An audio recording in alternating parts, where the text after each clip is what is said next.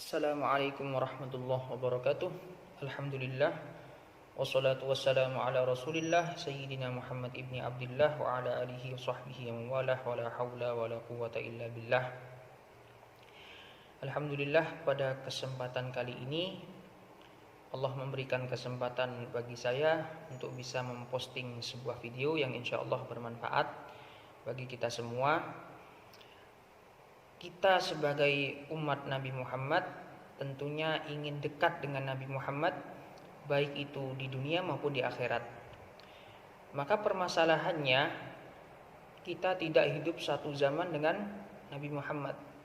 Ya, kalau sahabat Abu Bakar, sahabat Umar, sahabat Utsman, sahabat Ali, mereka semua hidup satu zaman dengan Nabi Muhammad, sehingga beliau-beliau ini bisa dekat dengan Nabi Muhammad. Lah kita bagaimana? Nabi Muhammad sudah wafat jauh sebelum kita dilahirkan. Maka bagaimana cara kita agar dekat dengan Nabi Muhammad? Nabi Muhammad pernah bersabda, memberikan solusi kepada kita. Beliau pernah bersabda, ana wa kafilul yatim kahataini fil jannah, ya. Kata Nabi Muhammad, aku dan orang yang suka menyantuni anak yatim dekatnya seperti dua jari di surga kelak, ya. Jadi menyantuni anak yatim termasuk salah satu cara agar kita dekat dengan baginda Nabi Muhammad SAW.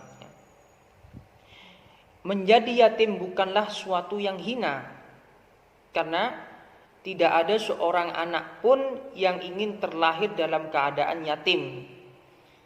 Karena ini semua termasuk takdir dari Allah, ya, bukan pilihan mereka.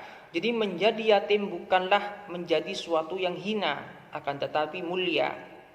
Kenapa mulia? Karena Nabi Muhammad sendiri terlahir dalam keadaan yatim. Maka kita enggak boleh membentak atau menghardik anak yatim yang itu sifatnya zalim, enggak boleh. Fa ammal yatima fala taqhar, maka kepada anak yatim jangan kau bentak. Karena dalam keyatiman ini ada kesamaan dengan Nabi Muhammad SAW. Maka kita tidak boleh kasar menghadapi anak yatim.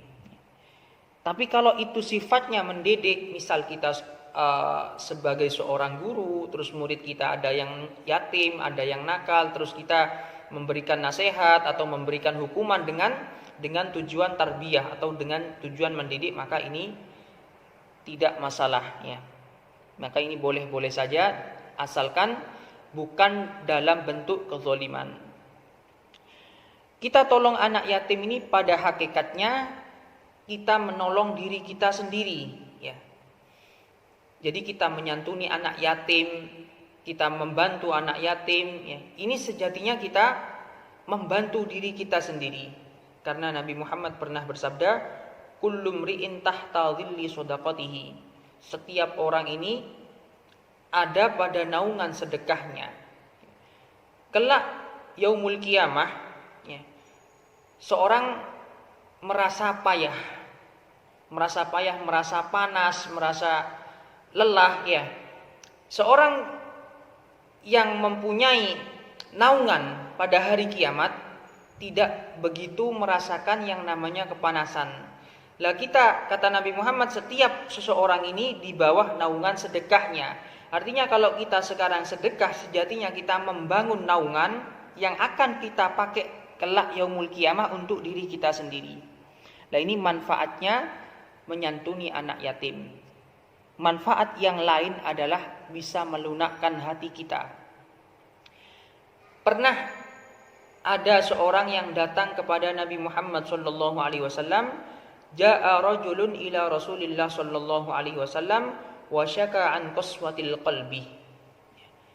Pernah datang seseorang menghadap atau menemui Nabi Muhammad ingin minta nasihat tentang hati yang keras. Maka Nabi Muhammad memberikan nasihat, at'imil masakin wafsah ra'sal yatim, ya. Berilah makan kepada orang-orang miskin dan usaplah kepala anak yatim. Ternyata menyantuni anak yatim ini bisa melunakkan hati kita. Karena hati ini kalau sudah keras, melebihi kerasnya batu. Allah Subhanahu wa taala berfirman, "Tsumma qasat qulubukum min ba'di dzalika fahiya kal hijarati aw ashaddu qaswah."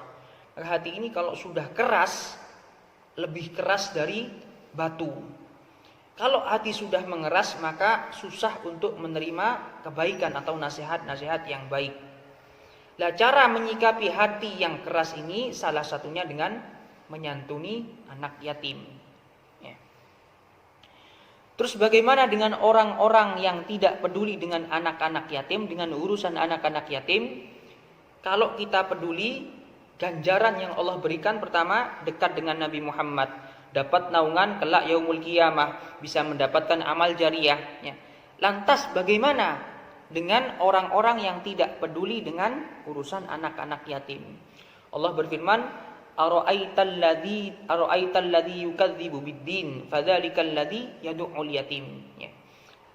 Yang artinya, tahukah engkau orang-orang yang mendustakan agama? Merekalah yang tidak peduli dengan urusan anak-anak yatim.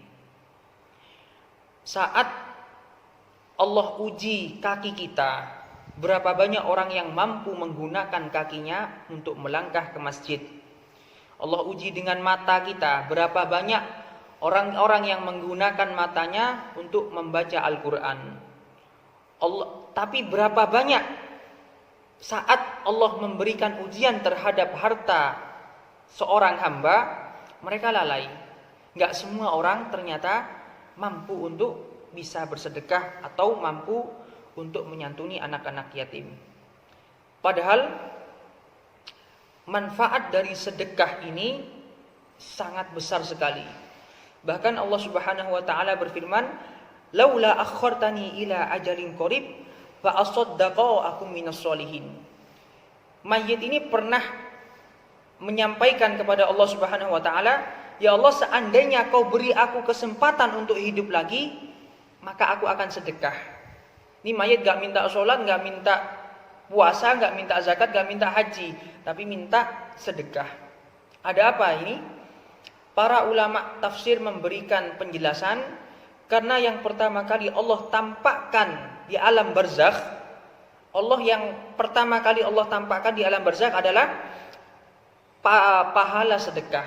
Maka ketika si mayit ini melihat begitu agungnya pahala sedekah, maka yang pertama kali mayit minta kepada Allah Subhanahu wa taala adalah, "Ya Allah, seandainya kau beri aku kehidupan lagi, maka aku pasti akan bersedekah." Melihat agungnya pahala sedekah.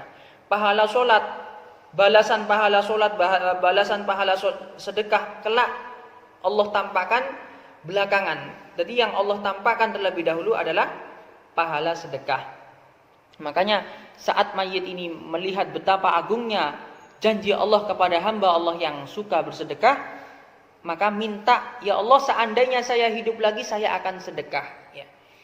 Maka kita saat ini yang belum menjadi mayit, masih Allah berikan kehidupan terhadap kita, maka mari kita sisihkan sebagian harta kita untuk bersedekah.